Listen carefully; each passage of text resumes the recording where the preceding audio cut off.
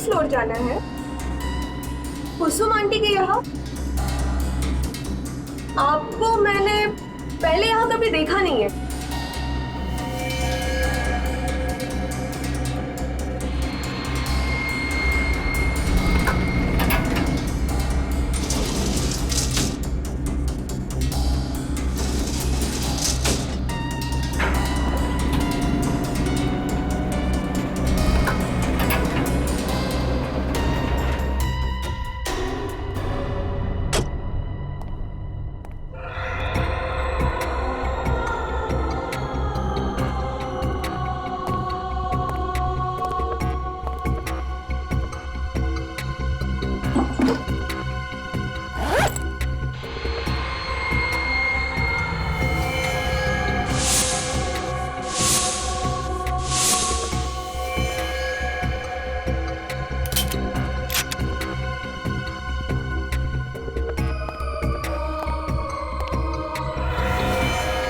मुझे ऐसे धोखा नहीं दे सकती सोनम।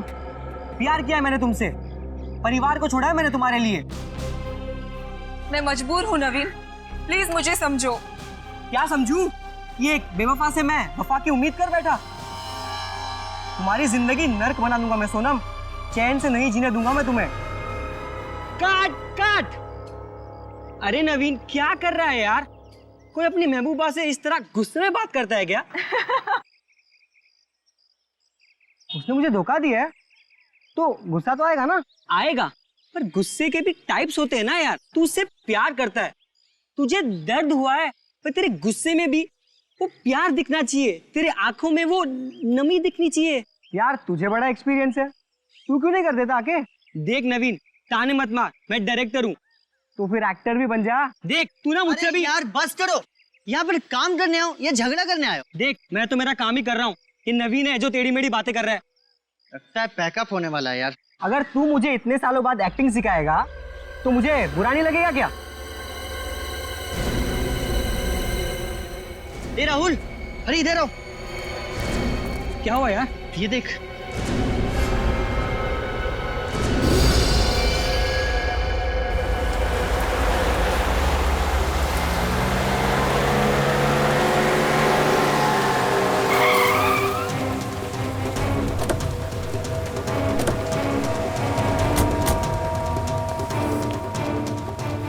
रजत, तुम सीढ़ियों से जाओ, हम लिफ्ट से आते हैं। हाँ?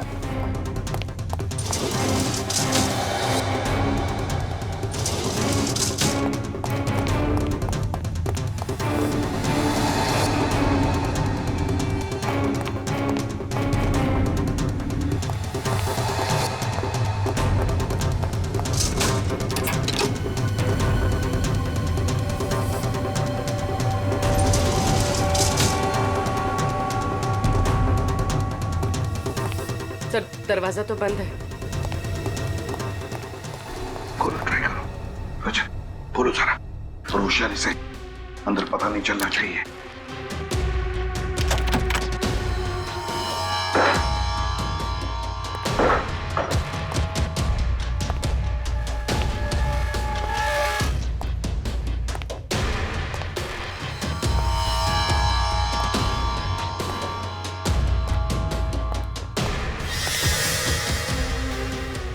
God.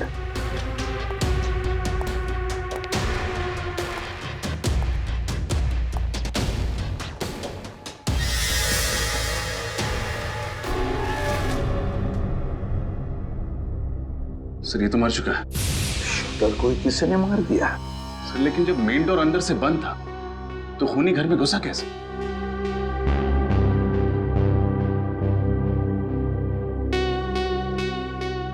खूनी घर के अंदर नहीं, घर के बाहर था। जैसे इसने अपने शिकार पर निशाना लगाया होगा, खूनी ने इस पर निशाना लगाया और गोली चला दी। इसे जरा पलटो इसे।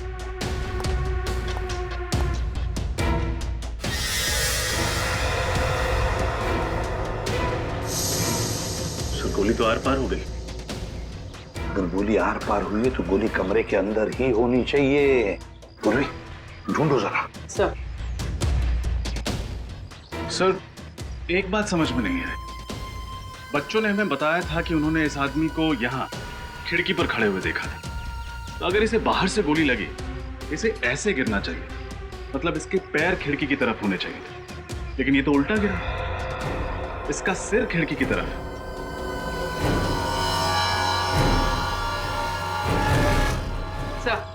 सर बुलेट कहीं नहीं मिली। अच्छा, कमरे के अंदर बुलेट नहीं मिली, ये आदमी उल्टा पड़ा है। समझ में नहीं आता ये सारा चक्कर है क्या? सर, इसकी जेब में ये 2 बुलेट और कुछ पैसे मिले। कोई आईडी वगैरह, कोई नाम पता नहीं मिला। ऐसा आदमी अपनी जान पहचान लेकर थोड़ी घूमेगा रजत। पर सर, यहाँ ये मारने कैसे आया होगा? यहाँ खड़े होके इसी बिल्डिंग के किसी आदमी को तो मारेगा नहीं, जरूर किसी ऐसे आदमी को मारने आया होगा जो सामने रास्ते पे खड़ा होगा, या फिर वहां आने वाला होगा। रजत, आते वक्त देखा था मैंने, इस बिल्डिंग के कंपाउंड के बाहर एक ज्वेलरी शॉप है, और ज्वेलरी शॉप के बाहर सीसीटीवी कैमरा लगा हुआ है। CCTV camera. पूर्वी, उस सीसीटीवी कैमरा का फुटेज लेकर आओ, और बिल्डिंग के वॉचमैन को भी ऊपर भेज दो। सर। क्या सोच रहे हो रजत? तो सामने इतनी सारी बिल्डिंग्स हैं, इतने सारे फ्लैट्स हैं, हमें पता कैसे चलेगा कि गोली कहां से चलाई गई? पता चल सकता है रजत, जिस एंगल से गोली इस आदमी के शरीर में घुसी है, उस एंगल से पता चलेगा कि गोली चली कहां से है, गोली चली कहां से है। बॉडी को फॉरेंसिक लैब भेज तो सब पता चल जाएगा। हाँ सर, कुछ पता चला? अभिजीत, गोली तो इसे सामने से ही लगी है। सर, ये हमें मालूम है। कुछ और बता सकते हो? गोली कहां से चली है, किस एंगल से चली है, ये बता सकते हैं आप? मैं तुम्हें दिखा सकता हूँ। हाँ,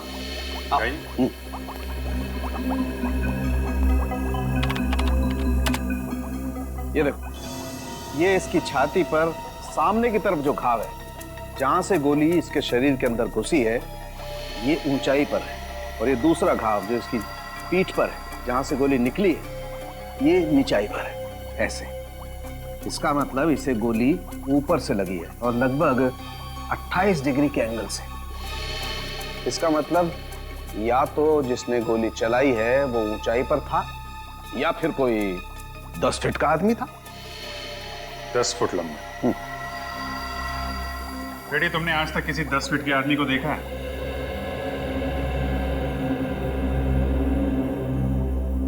नहीं सर। नहीं देखा सर। तो फिर आपकी दूसरी थ्योरी सही है, गोली सामने से चली है, ऊपर से। जी। और सर, जिसने भी ये गोली चलाई है वो भी कोई प्रोफेशनल किलर है, क्योंकि इतनी दूरी से इतना एक्यूरेट, इतना सही निशाना लगा पाना किसी आम आदमी के बस की बात तो हो नहीं सकती। फिर भी रजत, एक बात अभी भी घूम रही है। इस आदमी को अगर सामने से गोली मारी गई है, तो ये आदमी खिड़की से गोली लगने के बाद ऐसे गिरता, मतलब खिड़की की तरफ इसका पैर होता और सर दरवाजे की तरफ। मगर हमें इसकी लाश जब मिली तो इसका सर खिड़की की तरफ था और पैर दरवाजे की तरफ। कैसे हुआ होगा? सारुके साहब, इसके फिंगरप्रिंट से कुछ पता चला कि ये आदमी कौन है? नहीं, वो पता नहीं लगा, क्योंकि इसके फिंगरप्रिंट्स हमारे क्रिमिनल डाटाबेस में किसी के साथ मैच ही नहीं होते।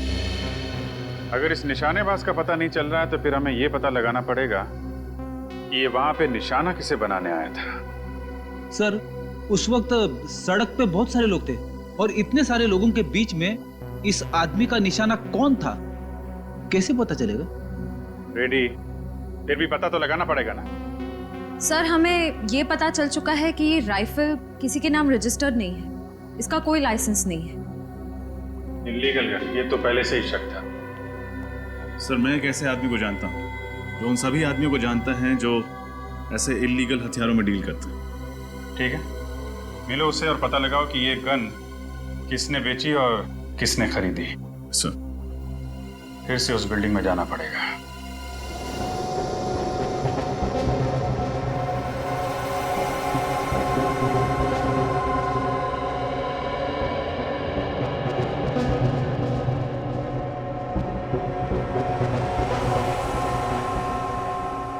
बच्चों ने कहा था कि शूटर यहाँ पे ऐसे खड़ा था खिड़की में। अब देखते रहे, जब पता चल जाएगा गोली कहां से चली थी, कहां से चली थी गोली। ये मैनिक्विन में 28 डिग्री का छेद बनाया है ना? Yes sir. और ये लेजर बीम कब लगेगा? ये लीजिए। पूर्वी,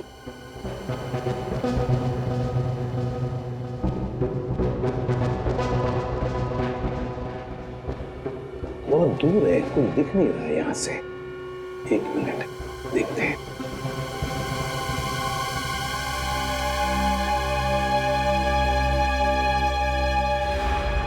रजत, मिल गया।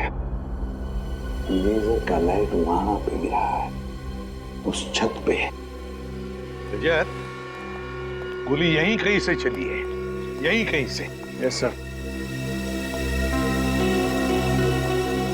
सर, ये देखिए, यहां से पुतला बिल्कुल साफ दिखाई दे रहा है। हाँ, बिल्कुल साफ दिखाई दे रहा है। मतलब रजत, गोली यहीं से चली है। रजत, स्टेल्स को अच्छी तरह से ढूंढते हैं, कोई ना कोई सुराग, कोई एम्प्टी शेल तो जरूर मिलना चाहिए।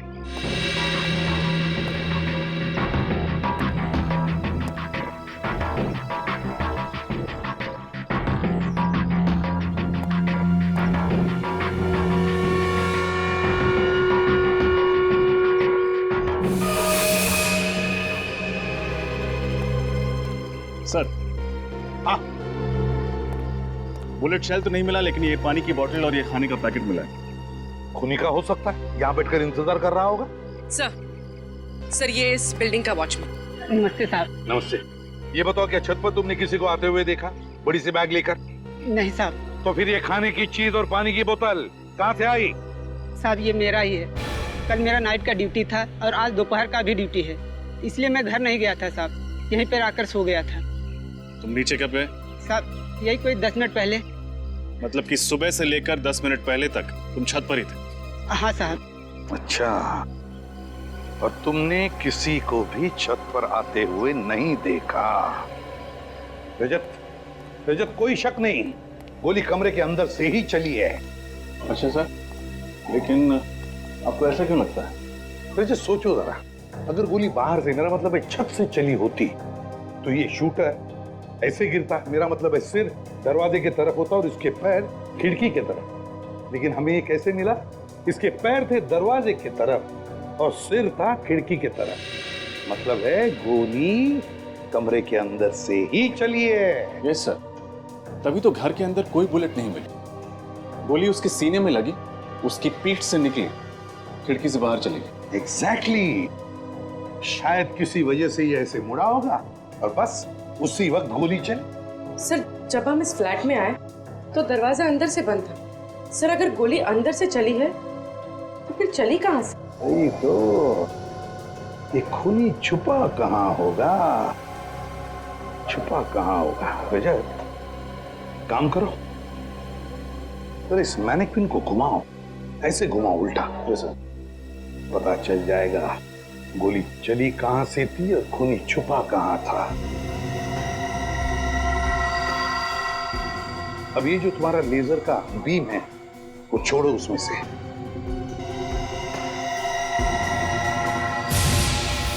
हाय गॉड! सर लेजर तो स्पीकर पे जा रहा है। उतारो स्पीकर को और खोलो।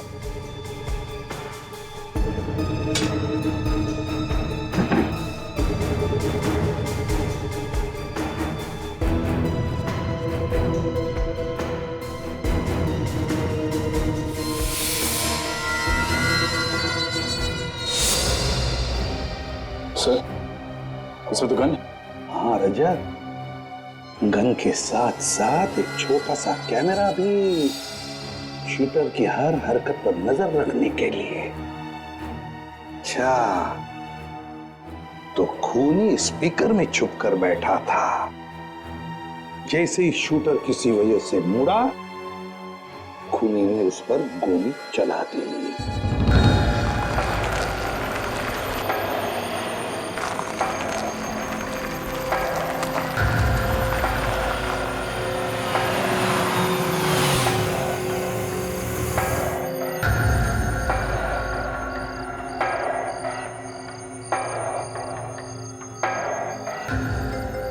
इस महेश का पूरा नाम महेश गद्दार है। गद्दार कुछ भी गड़बड़ करे तोड़ा देने से। आप फिक्र मत करो बॉस, मेरी नजर और मेरा निशाना दोनों महेश पे रहेगा।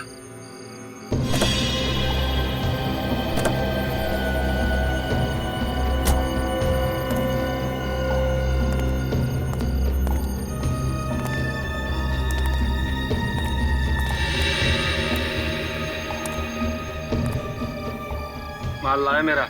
मैं जुबान का पक्का हूँ महेश बाबू। ताने मार रहा है। जरूरत पड़ी तो गोली भी मार सकता हूँ। मैंने भी हाथों में छुड़ियां नहीं पहनी, लेकिन गोलीबारी करने का मूड नहीं। चल माल दिखा। पहले पैसे दिखाओ। पैसे दिखा सर। अब क्या गिन के दिखाओ? उसकी जरूरत नहीं है। कम निकले तो बाद में हिसाब करने आता है मुझे।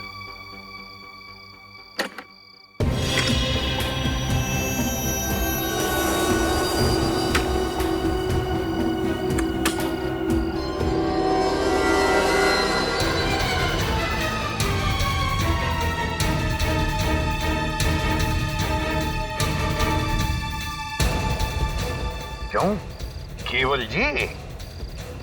होशियारी नहीं, वरना इस गन के अंदर जितना भी लोहा है तुम्हारी खोपड़ी में उतार दूंगा, समझे? पूर्वी, फोटो दिखाओ इसे।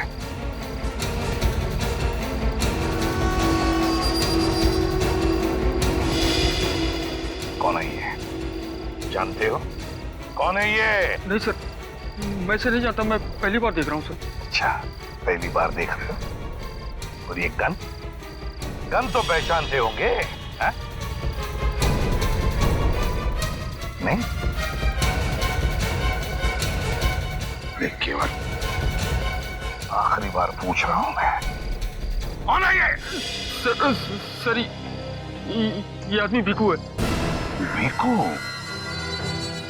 हाँ सर, 3 महीने पहले ये मुझे मिला था। अच्छा, तब मैंने इसको ये गन बेची थी सर। और बताओ इसके बारे में। सर, इसने मुझे खुद कांटेक्ट किया था और उसके बाद फिर मैं इससे कभी नहीं मिला। पहली और आखिरी बार मिला था सर। अच्छा, पहली बार मिला और तुमने गन बेच दी इसे? ना जान ना पहचान, गन बेच दी? हाँ? कहाँ रहता है ये भिकू?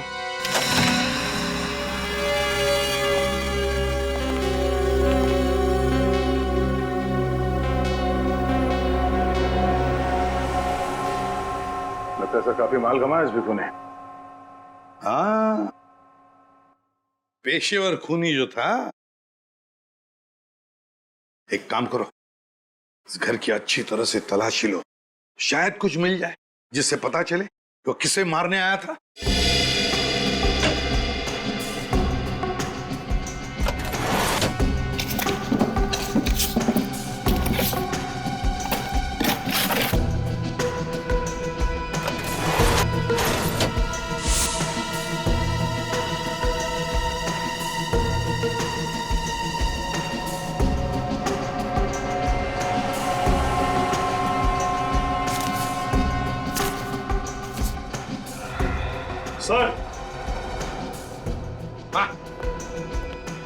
सर ये अलग से 4 नंबर्स लिखे।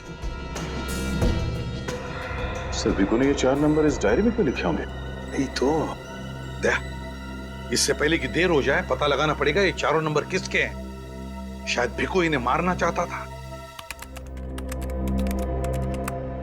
ये रिग देख के तो ऐसा लगता है कि खूनी ने खुद अपने हाथों से ही फिट किया है। हाँ सर, और ये गन पे छोटा मोटा कैमरा लगा हुआ है। रेडी, इसी कैमरे से तो वो देख रहा था कि गन के सामने कौन आ रहा है। और ये रिग रिमोट से ऑपरेट होता है, जिसके जरिए इस गन को ऊपर नीचे, ये देखिए, दाएं बाएं भी घुमाया जा सकता है। बात साफ है, खूनी कहीं दूर बैठा था और दूर से ही उसने भिकू का शिकार किया। मगर खूनी उस फ्लैट में घुसा कैसे? ये रिग वगैरह लगाने में तो काफी टाइम लगा होगा। किसी ने देखा कैसे नहीं उसे?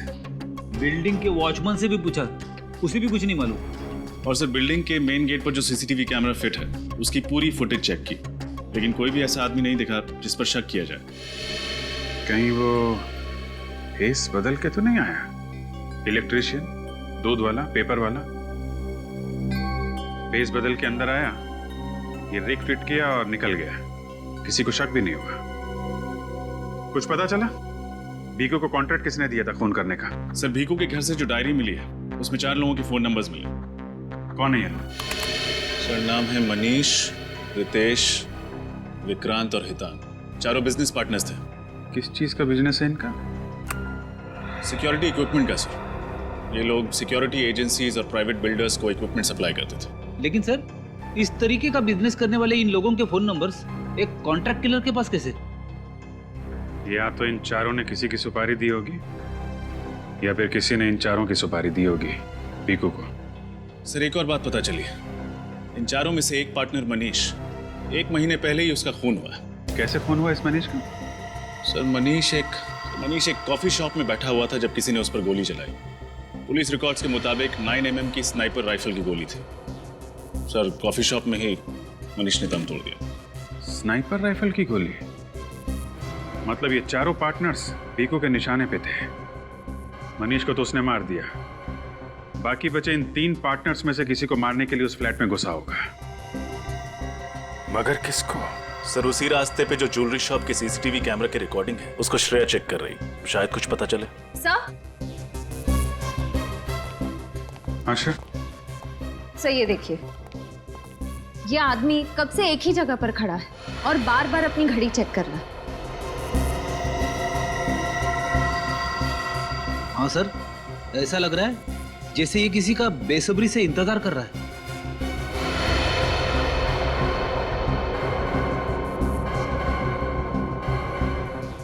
कौन ये आदमी? जरा जूम करो।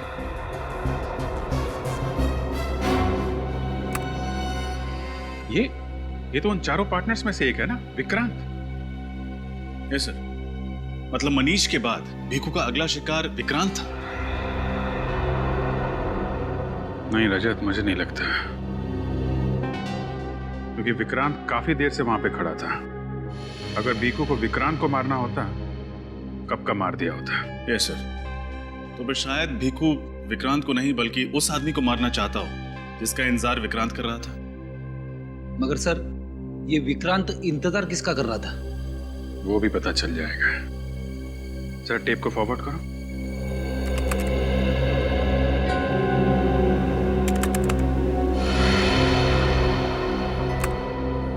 रितेश,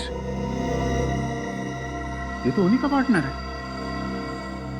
मतलब विक्रांत ने पहले एक पार्टनर मनीष को मरवाया और उसके बाद दूसरे पार्टनर रितेश को मरवाना चाहता।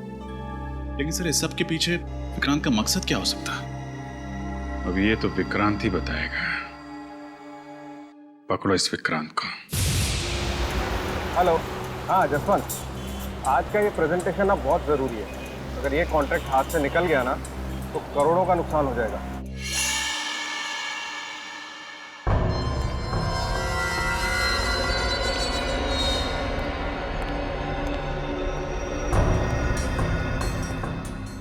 मैं ऑफिस पहुंच रहा हूँ, बस गाड़ी पार्क करके मैं ऊपर आता हूँ।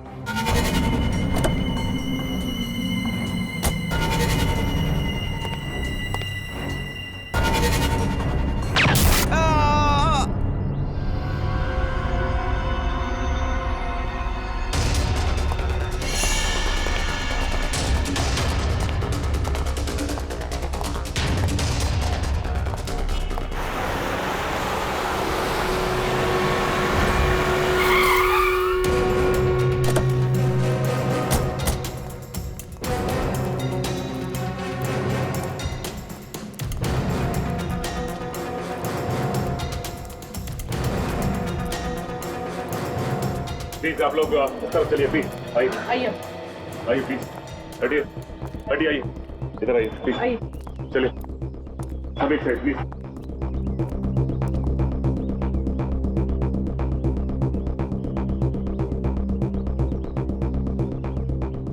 जरा पलटाओ पलटाओ इसे।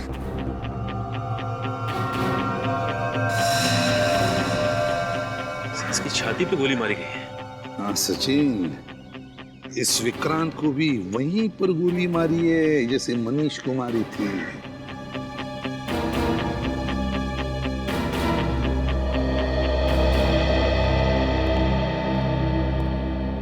एक बात बताओ, किसी ने कुछ देखा? क्या हुआ ये? सर मैंने देखा था सर, विक्रांत सर जैसे ही गाड़ी से उतरकर ऑफिस की तरफ जाने लगे तो गोली लगी और यहाँ गिर गए। अच्छा, किसने गोली चलाई देखा तुम लोगों ने? आपने किसी को भी यहाँ से बड़ा सा बैग लेके जाते हुए या लेके आते हुए देखा क्या? नहीं सर। अच्छा चलो, गोली चलने की तो आवाज सुनी होगी किसी ने? नहीं सर। अरे नहीं? अच्छा, विक्रांत का ऑफिस कहाँ पर है? उस तरफ है विक्रांत जी का ऑफिस।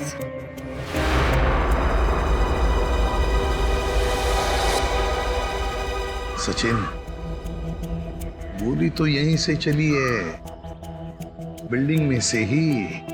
अगर बिल्डिंग की खिड़कियां तो बंद है तो जरूर गोली छत से चली है, छत से। लगता है उसी आदमी का काम है, उसी खूनी का जिसने मनीष को मारा है।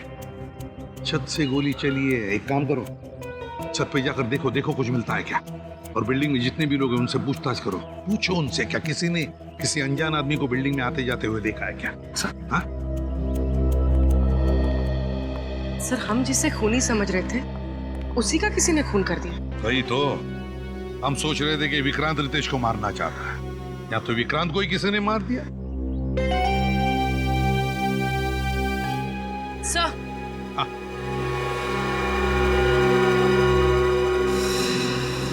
सर ये देखिए, ये फोन शायद इस विक्रांत का है। देखो, इसने आखिरी बार किससे बात की थी? हाँ सर। सर, इसने आखिरी बार किसी जसवंत से बात की थी। जसवंत? जसवंत तो विक्रांत का मैनेजर है। ये क्या हो रहा है सर? इन चारों पार्टनर्स के एक के बाद एक खून हो रहा है। एक बात बताओ जसवंत, विक्रांत इस वक्त ऑफिस में आने वाला था, ये और किस किस को पता था? वो तो हर रोज 10 बजे आते हैं सर, ये तो सारे स्टाफ को पता है। आखिरी बार तुम्हारी बात हुई थी विक्रांत के साथ? जी सर। क्या बात हुई थी? सर, वो तो एक प्रेजेंटेशन के बारे में बात कर रहे थे। प्रेजेंटेशन? और कुछ नहीं? जी सर। किसी पर शक है तुम्हें? किसने किया होगा ये? ऐसा कौन हो सकता है सर? मैं किस पे शक करूं जिसने मेरे पार्टनर विक्रांत को मार दिया? सिर्फ विक्रांत ही नहीं, खूनी कोई ऐसा आदमी है जो तुम चारों का दुश्मन है। क्या?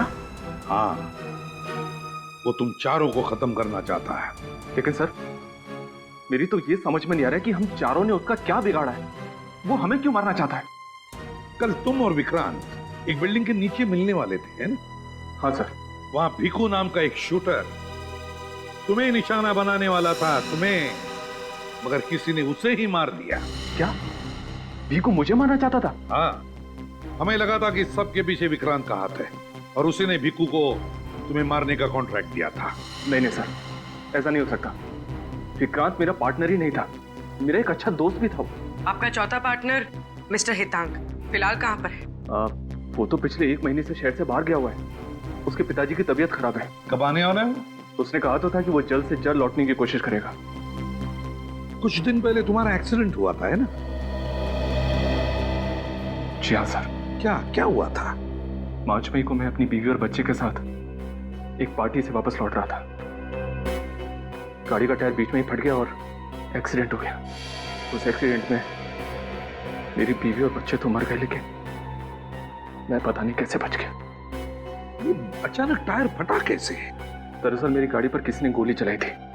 वो गोली गाड़ी के टायर पर लगी और टायर फट गया। गाड़ी बहुत ही स्पीड में थी और मैं उसे कंट्रोल नहीं कर पाया, बस। अच्छा, क्या तुम्हारा कोई दुश्मन है? मेरा मतलब है कोई बिजनेस राइवल? नहीं सर, मैं जानता हूँ कि बिजनेस में कॉम्पिटिटर्स होते हैं, राइवल्स होते हैं। मुझे नहीं लगता कि हमारा कोई दुश्मन होगा। सर, हाँ, बिल्डिंग की छत पे से मुझे ये बुलेट का शेल मिला है। 9 mm shell, long range rifle का शेल ही है। सर, फिर तो एक बात पक्की है कि खूनी ने विक्रांत पर छत से ही गोली चलाई है। हाँ पूर्वी, हमारा शक सही निकला। जिसने मनीष पर गोली चलाई उसी ने विक्रांत को भी मारा है, उसी ने विक्रांत पर गोली चलाई है। सचिन, उन्हीं को किसी ने आते जाते देखा बिल्डिंग में? सर मैंने सारे ऑफिसेज में चेक किया, लेकिन किसी ने भी उसे नहीं देखा है। पर सर ऐसे कैसे हो सकता है? वही तो, कहीं से तो घुसा होगा वो बिल्डिंग में, कहीं से तो घुसा होगा। सर बिल्डिंग के सेकंड फ्लोर पे रेनोवेशन का काम चल रहा है और मजदूरों का आना जाना लगा रहता है, इसलिए बिल्डिंग वालों ने पीछे का रास्ता खोल दिया उनके लिए। बस तो वहीं से घुसा है वो, शायद बेस बदल कर, और फिर अपना काम करके भगदड़ का फायदा उठाकर भाग गया वहीं से। ये आदमी तो बहुत खतरनाक लग रहा है सर। हाँ, बहुत ही खतरनाक आदमी है वो। 3 खून कर चुका है वो। तुम भी संभल के रहना, तुम जहां भी जाओ किसी को भी पता नहीं चलना चाहिए। और सचिन, इनका चौथा पार्टनर हितांग, उसे कांटेक्ट करो और उससे कहो कि जैसे वो शहर में आए हमें इन्फॉर्म करें। सर, रितेश अपने परिवार के साथ जब एक पार्टी से लौट रहे थे तब उनकी गाड़ी पर गोली चलाई गई जो टायर पे लगी। रितेश गाड़ी को कंट्रोल नहीं कर पाए और गाड़ी फांजा ब्रिज से नीचे गिर गई। इस एक्सीडेंट में उनकी पत्नी और उनके इकलौते बेटे की मौत हो गई, लेकिन वो बच गए। और ये एक्सीडेंट हुआ कब? सर, मनीष के खून के 1 हफ्ते बाद। तो कहीं इस भीखू का हाथ तो नहीं है इस एक्सीडेंट में? सर मेरा तो रितेश पर शक पक्का हो रहा है। हो सकता है अपने परिवार और अपने पार्टनर्स का बदला लेने के लिए उसी ने भीखू पर गोली चला दी।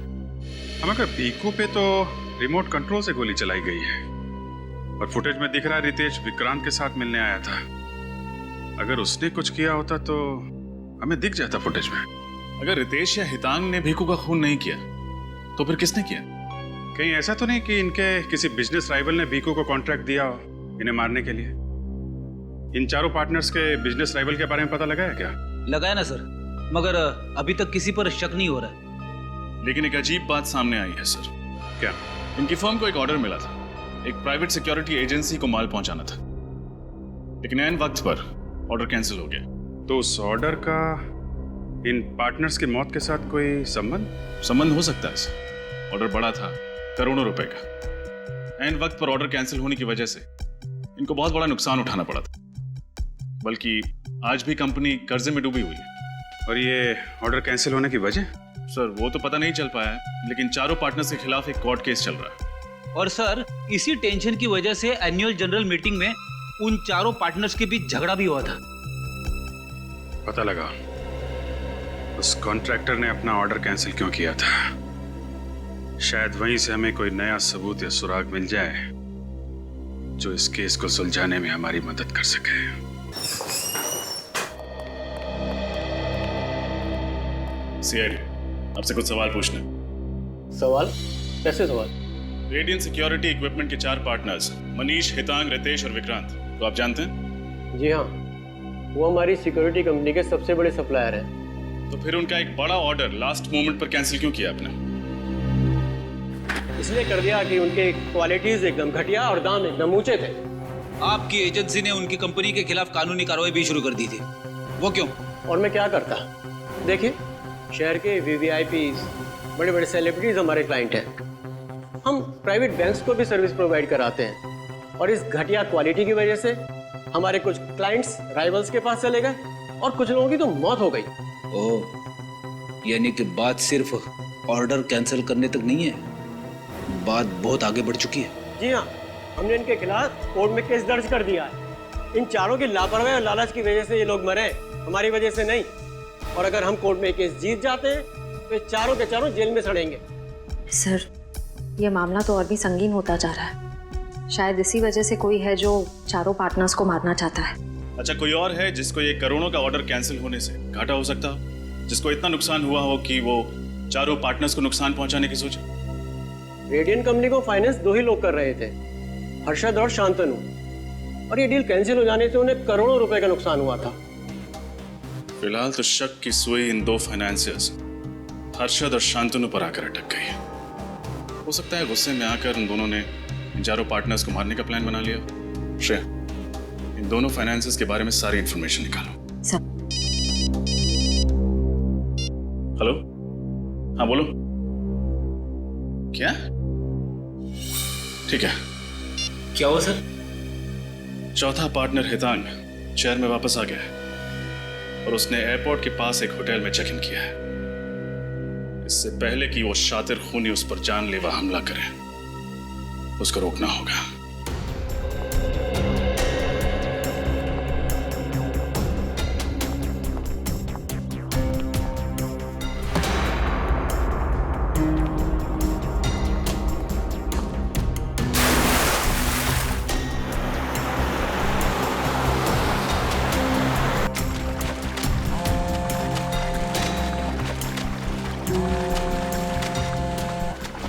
सर मैं लगातार मिस्टर हितांग का नंबर ट्राई कर रही हूँ, रिंग बज रही लेकिन वो फोन नहीं उठा रहा है। अच्छा, होटल के रिसेप्शन में बोलो, उसके कमरे में फोन कनेक्ट करके दें। सर मैंने वहाँ भी फोन किया था, लेकिन उनका कहना है कि मिस्टर हितांग अपने कमरे में ही नहीं है। कमरे में नहीं? किसी मुसीबत में तो नहीं है? कोई अनहोनी हो जाए उसके पहले हमें वहाँ पहुँचना पड़ेगा।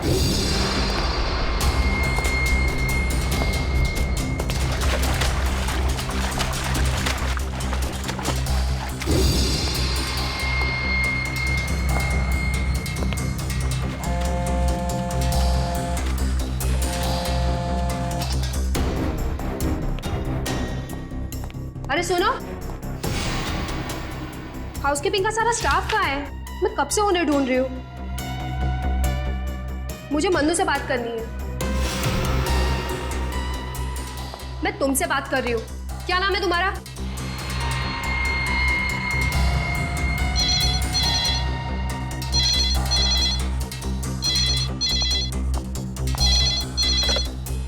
हाँ सर जी, मैंने उनको पर्सनली अटेंड किया था। ठीक है सर, मैं अभी आपके कैबिन में आती हूँ। सुनो, मन्नू मिले ना तो उसको कहना मुझसे आके मिले। मैं एक मैनेजर से मिलके आती हूँ। वो जो दोनों फाइनेंसर्स थे, हर्षद और शांतनु, उनके बारे में क्या पता चला? सर दोनों पार्टनर्स बिजनेस के सिलसिले में पिछले 1 महीने से विदेश में हैं सर। सर अगर दोनों 1 महीने से विदेश में हैं, तो फिर इन पार्टनर से फोन कौन कर रहा है?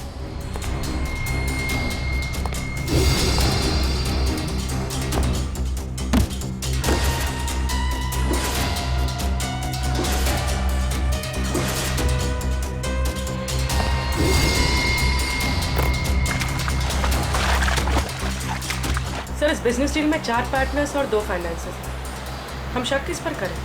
उस पर जिसे हम अब तक नजरअंदाज करते आए हैं।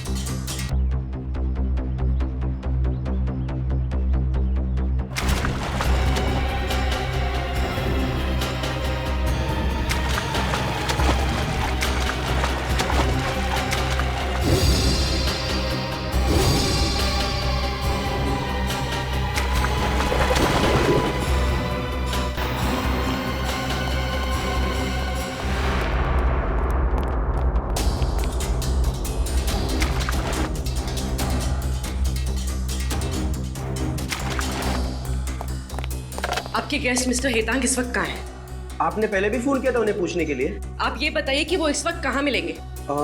अभी थोड़ी देर पहले नीचे गए, शायद जिम में होंगे या स्विमिंग पूल के अंदर होंगे। हो सकता है रेस्टोरेंट में भी बैठे हों। अच्छा ये फोटो देखो, ये मिस्टर रितेश की है। इनको आपने इस होटल में आते जाते देखा है? हाँ शायद थोड़ी देर पहले मैंने इन्हें होटल में देखा है। देखा है?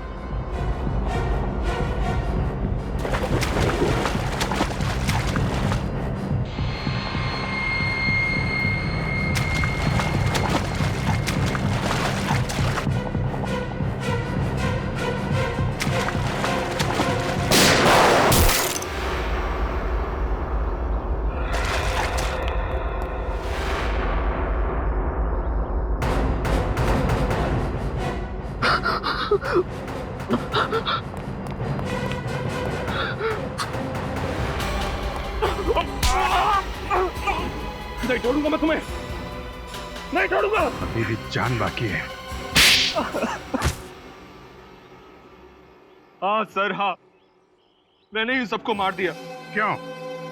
वो तो तुम्हारे बिजनेस पार्टनर थे ना, दोस्त थे तुम्हारे। दोस्त नहीं थे सर, ये लोग गद्दार थे। मेरी वजह से इन लोगों को लाखों करोड़ों का कॉन्ट्रैक्ट मिला, मगर इन लोगों ने मार्केट में हल्की क्वालिटी का जाली माल बेचना शुरू कर दिया। तो तुम पुलिस में रिपोर्ट लिखवा सकते थे। हाँ, जब तक मुझे पता चलता तब तक बहुत देर हो गई थी। कॉन्ट्रैक्टर ने हम पर क्रिमिनल केस दर्ज कर दिया था। मैंने अपना मुंह खोलने की ठानी, मगर इन लोगों ने उल्टा मेरा ही मुंह बंद करने की कोशिश की। जब तुमने चुप रहने से इनकार कर दिया तो उन्होंने तुम्हारा और तुम्हारे परिवार का एक्सीडेंट करवा दिया, जिसमें तुम्हारी पत्नी और तुम्हारा बच्चा तो मर गए, लेकिन तुम बच गए। हाँ सर, उसके बाद मैंने सोचा अगर मैं पुलिस के पास गया तो ये मेरे माँ बाप को भी मार डालेंगे, और इसलिए मैंने भीखू कॉन्ट्रैक्ट किलर को हायर किया। और उसे तुमने 4 लोगों के नाम और नंबर दे दिए, जिसमें से एक नाम तुम्हारा भी था। वो सबको गुमराह करने के लिए था। भीखू से मैंने केवल फोन पे बात की थी, उसने मुझे देखा नहीं था। कुछ पैसे मैंने उसके अकाउंट में ट्रांसफर कर दिए थे। भीखू ने सबसे पहले मनीष को कॉफी शॉप में मारा, और उस दिन जब वो तुम्हें विक्रांत को मारने वाला था, उसके पहले ही तुमने भीखू को उड़ा दिया है? जिस फ्लैट से मैंने भीखू को विक्रांत और रितेश यानी मुझ पर गोली चलाने के लिए कहा था, वो फ्लैट मेरा नहीं था, वो फ्लैट मेरे दोस्त का था। मैं उस बिल्डिंग में इसी का मैकेनिक बनकर दाखिल हुआ, और इसलिए मुझे कोई पहचान नहीं पाया। और भीखू के आने से पहले तुम उस फ्लैट में गए और वहां पे वो रिमोट कंट्रोल वाली गन लगा दी, जिससे तुमने भीखू को मार डाला। तुमने भीखू को बलि का बकरा बनाया ताकि लोगों को लगे कि तुम भी उसका टारगेट थे, और उसके बाद मैंने विक्रांत को खुद ही खत्म कर दिया। और अगर आज आप लोग टाइम पर नहीं आते ना सर, तो मैं इस हितांग को भी गोली मार देता। बदले की आग ने तुम्हें खुद मुजरिम बना दिया है।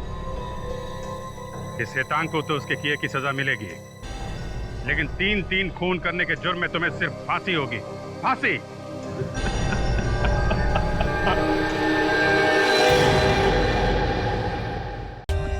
For more updates, subscribe to our channel, click the show links and enjoy watching the videos.